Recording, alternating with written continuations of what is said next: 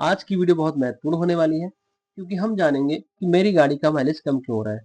खैर ये मजाक की बात है, मैं माइलेज की बात नहीं कर रहा हूँ। हम बात करेंगे E20 पेट्रोल की। साथ में हम देखेंगे कि भारत जो E20 पेट्रोल ला रहा है उसके पीछे हरमुज जल संधि का क्या रोल है, और अगर हरमुज जल संधि बंद कर दी जाती है, फिलहाल बंद नहीं हुई है, अगर हरमुज जल संधि बंद हो जाती है तो हमारे पेट्रोल पंप पर क्या असर होगा, क्या ये सारे बंद हो जाएंगे, क्या हमारी गैस की किल्लत और ज्यादा बढ़ जाएगी। तो इन सब के बीच हम देखेंगे आज की वीडियो। और चलिए आज की वीडियो शुरू करते हैं। तो मैं अवतार सिंह राणा आपका स्वागत करता हूँ। चलिए स्टार्ट कर रहे हैं। तो ठीक, सबसे पहले हम बात कर लेते हैं कि जल संधि होती क्या है। ठीक, फिर हम बात करेंगे हरमुज जल संधि की। तो जल संधि जो होती है वो दो वाटर बॉडी को क्या कर सकती हैं, जोड़ती हैं। ठीक, जैसे ये मैं कहूँ कि ये आपको समझना है कि एक तरफ आपकी फारस की खाड़ी है और एक तरफ ओमान की खाड़ी है। तो इन दोनों वाटर बॉडी को जो जोड़ रही है वो कौन सी जल संधि जोड़ रही है, वो हरमुज जल संधि जोड़ रही है। तो जल संधि वही होती है जो दो वाटर बॉडी को जोड़े और दो स्थलों को क्या करे, अलग करे। तो आज फिलहाल हम हरमुज जल संधि की बात करेंगे। तो जो हरमुज जल संधि है उसका एक कॉर्नर किसके पास है, देखिए ओमान के पास है, और दूसरी तरफ कौन है, ईरान है। कौन, ईरान। ठीक, तो एक तरफ आपका ओमान है, एक तरफ ईरान है। इसलिए हम बात करें कि ईरान अगर हरमुज जल संधि को क्या कर देता है, बंद कर देता है। ठीक है, तो ईरान अगर हरमुज जल संधि को बंद कर देता है तो क्या असर पड़ने वाला है पूरी दुनिया पर। हाँ, ठीक है। अच्छा, अगर हम बात करें हरमुज जल संधि की, तो हरमुज जल संधि हमेशा से इतनी महत्वपूर्ण क्यों रही है, तो चलिए इसके बारे में थोड़ा आगे चल के बात करते हैं। अ, हाँ ये ठीक। तो बात करते हैं, अगर हम बात शुरू से करते हैं कि ये जो व्यापारिक मार्ग है ये बहुत ही इम्पोर्टेंट रहा है। ठीक, अगर हम बात करें कि ये प्राचीन काल से एक बड़ा व्यापारिक मार्ग रहा है, जो अगर हम कहें कि दुनिया का 20 से 25% व्यापार कराता है। ठीक, या हम कहें कि तेल का अधिकांश व्यापार इसी रास्ते से होता है। अगर हम बात करें कि पुर्तगालियों ने, क्योंकि इस पर कब्जे को लेकर हमेशा जद्दोजहद रही है, तो पुर्तगालियों ने 1515 पर इस पर कब्जा करा। बाद में 1622 में एंग्लो फारसी सेना ने इसे मुक्त करा लिया। अच्छा, 1980 में ईरान और इराक का एक टैंकर युद्ध हुआ। टैंकर युद्ध में क्या हुआ, ठीक है, कि एक दूसरे के तेल के कुएं में क्या लगा दी गई, आग लगा दी गई। और बाद में आज का जो सिनेरियो है, या मैं कहूँ आज का जो हिसाब किताब चल रहा है, ठीक है, तो ईरान और इजराइल युद्ध हो रहा है 2026 में।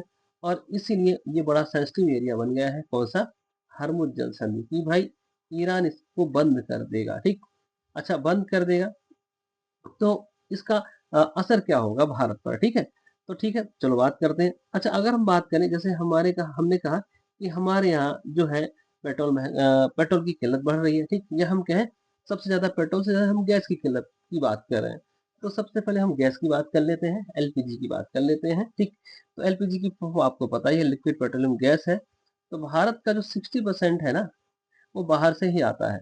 ठीक, और अगर हम कहें कि उसी हरमुज जल संधि के हरमुज जल संधि के रास्ते ही 90% आयात किया जाता है।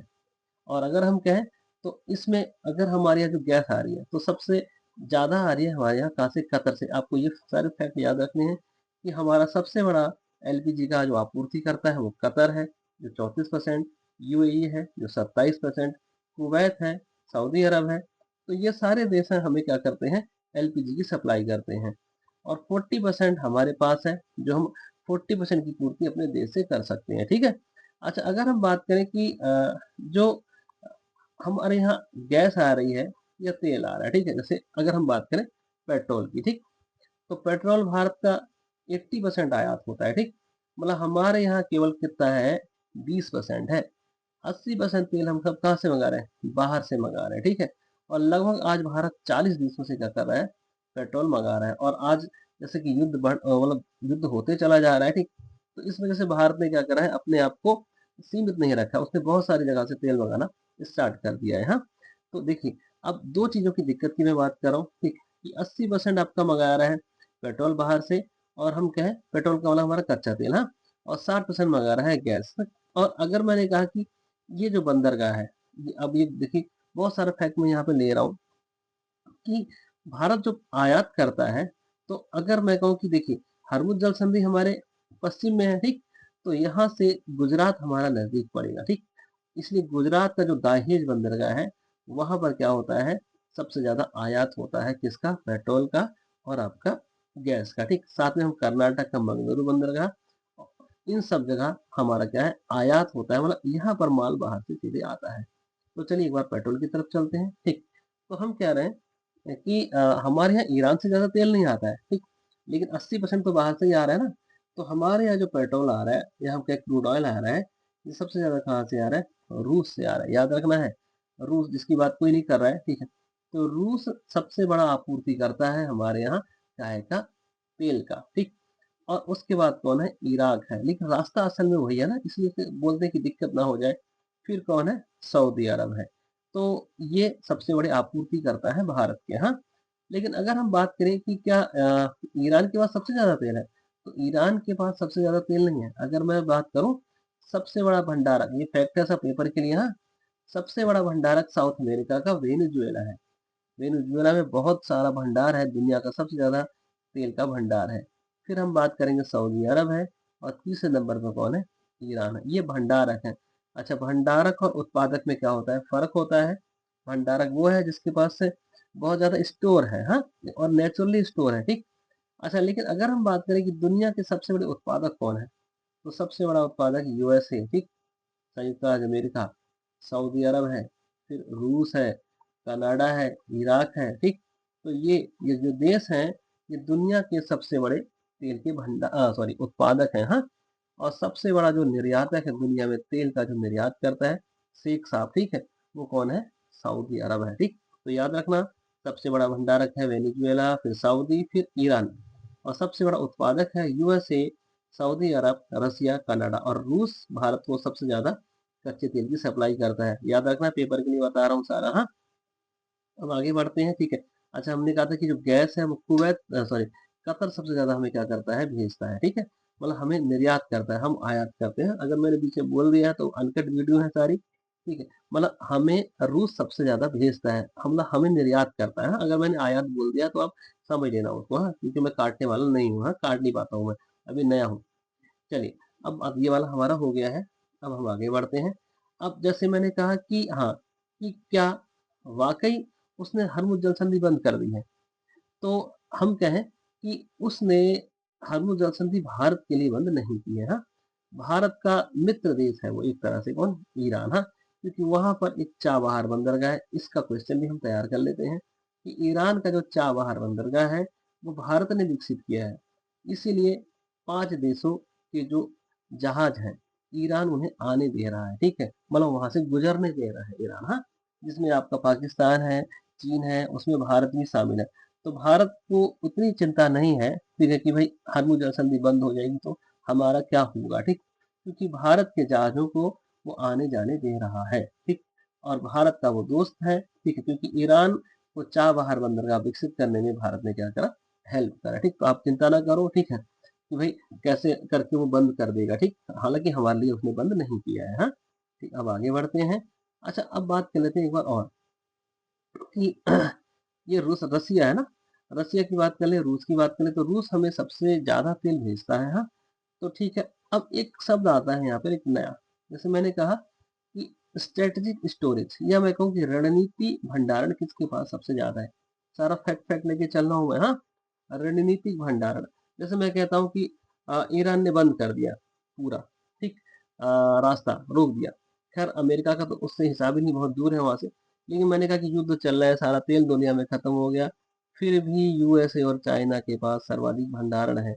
ये है रणनीतिक भंडारण, स्टोरेज है ये। उन्होंने इमरजेंसी के लिए अपने पास स्टोरेज कर रखा है। ठीक है, कुछ भी हो जाए दुनिया में, उनके पास बहुत तेल रहेगा। किसके पास, यूएसए और चीन के पास।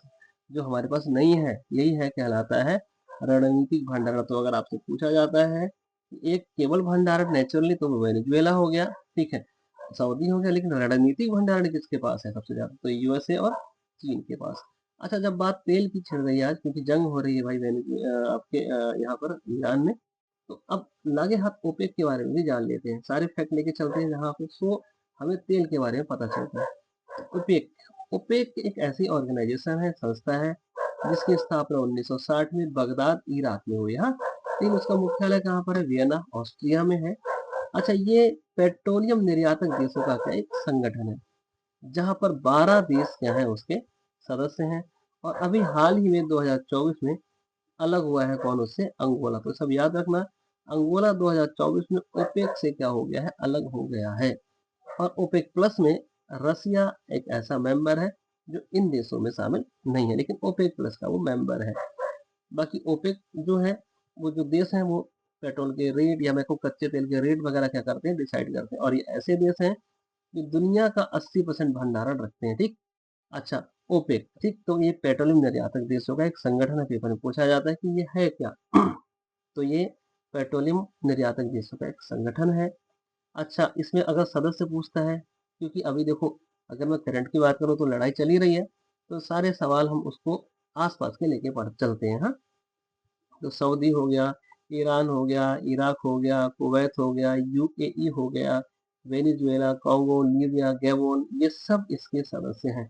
तो अगर नाम याद कर सकते हो तो ज़रूर कर लेना। सऊदी को तो और पढ़ लेना, ईरान भी उसका मेंबर है जो लड़ाई लड़ रहा है, इराक है, कुवैत है, यूएई है, वेनेजुएला, ये सारे सदस्य किसके हैं, ओपेक के हैं, ठीक। तो ओपेक ऐसे देशों का संगठन है जो तेल का क्या करते हैं, निर्यात करते हैं। चलिए, अब बात करते हैं कि ठीक है, मैंने कहा कि ईरान ने हरमुज़ जल संधि बंद नहीं की है, लेकिन हमारे यहाँ दिक्कत तो बढ़ रही है, ठीक है। अगर भाई तेल हमारे यहाँ 80% बाहर से आ रहा है, ठीक। अब हम क्या है, अब 20% हमारे पास है, तो सरकार ने, या भारत सरकार ने कुछ उपाय सोचे हैं, ठीक। उन्होंने उन्होंने क्या करा कि अब ई-20 पेट्रोल क्या करा जाए, बेचा जाए, ठीक। तो ई-20 एक नया मुद्दा है। अब जैसे आज 2 अप्रैल है, और मैं ये जो 1 अप्रैल 2026 से ई-20 को क्या कर दिया गया है, कंपल्सरी कर दिया गया है। ई-20 का मतलब है कि अब हर पेट्रोल पंप 80% पेट्रोल, उसमें 20% एथेनॉल मिलाएगा, और एथेनॉल से ई आया है, और उसमें 20% से 20 आया, ठीक। तो हर पेट्रोल पंप, या मैं कहूँ कि अब भारत में ई-20 पेट्रोल पंप, सॉरी, पेट्रोल बिकेगा जिसमें 20% एथेनॉल। अच्छा, एथेनॉल क्या होता है, ये गन्ने, मक्के और इत्यादि जैविक पदार्थों से मिलकर एक डीजल, या मैं कहूँ कि बायो फ्यूल बनाया जाता है, ठीक। बायोडीजल तो नहीं कहेंगे, बायो फ्यूल बनाया जाता है, ठीक। मतलब ये भारत की रणनीति है।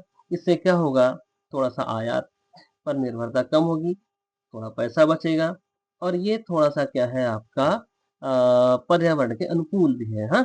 कौन सा, ई-20, देखो यहाँ पे लिखा पड़ा है 80% पेट्रोल, 20% इथेनॉल, हाँ। लेकिन बात करें कि ये तो खैर अच्छा पॉइंट हो गया इसका, इससे फ़र्क क्या पड़ रहा है, ठीक? मेरी बाइक का माइलेज क्यों गिर रहा है? ये देखिए, अब मैं उधर चलता हूँ फटाफट, हाँ, ये। तो भाई मेरी ही नहीं, बहुत से लोगों की बाइक का माइलेज क्या है, अब गिर रहा है। क्यों? क्यों गिर रहा है? क्योंकि ई-20 जो पेट्रोल है, वो पुरानी बाइकों के लिए, जैसे मैंने कहा कि मेरी भाई पुरानी बाइक है, हालाँकि बहुत पुरानी नहीं, लेकिन 2023 से पुरानी वाली बाइकों को ये सपोर्ट नहीं कर रहा है। सपोर्ट मतलब उनका माइलेज कम कर दे रहा है। ये कौन-सा, ई-20 पेट्रोल। तो ई-20 पेट्रोल क्या कर रहा है, मेरी बुलेट का, या मैं कहूँ कि हर उस बाइक का या गाड़ी का माइलेज कम कर रहा है, जो उसको सपोर्ट नहीं कर रहा है, ठीक है। हालाँकि भाई देश के लिए इतना हम कर सकते हैं कि भाई हम क्या करें, अपनी बाइक वाइक को ठीक करा लें, हाँ। तो ये माइलेज हमारा कम हो रहा है, लेकिन इससे क्या हो रहा है, हमारी आयात पर निर्भरता क्या हो जाएगी, थोड़ी कम हो जाएगी। ताकि अगर हरमुज़ जल संधि बंद भी हो जाए, या हम कहें कि हमें पेट्रोल थोड़ा कम भी मिले कहीं से, तो हम क्या करें, उस पर निर्भरता को कम कर लें। तो ये सब आप देखना बढ़िया से, ठीक है? और ये सब पढ़ लेना कि भाई कौन कितना बड़ा उत्पादक है, कौन कितना बड़ा निर्यातक है, भारत को सबसे ज़्यादा तेल कौन भेज रहा है, ठीक? और साथ में स्ट्रैटेजिक जो है, क्या बोलते हैं उसको, भंडारण सबसे ज़्यादा किसके पास है। तो इस सब वीडियो और इस सब को आप तैयार कर लेना, और पढ़िएगा अच्छे से, ई-20 के बारे में देख लीजिएगा, क्योंकि ये सब करंट के मुद्दे हैं। ओपेक क्या है, ठीक, ये सब देख लेना आप, हाँ। तो चलिए, आज की वीडियो समाप्त करते हैं। धन्यवाद।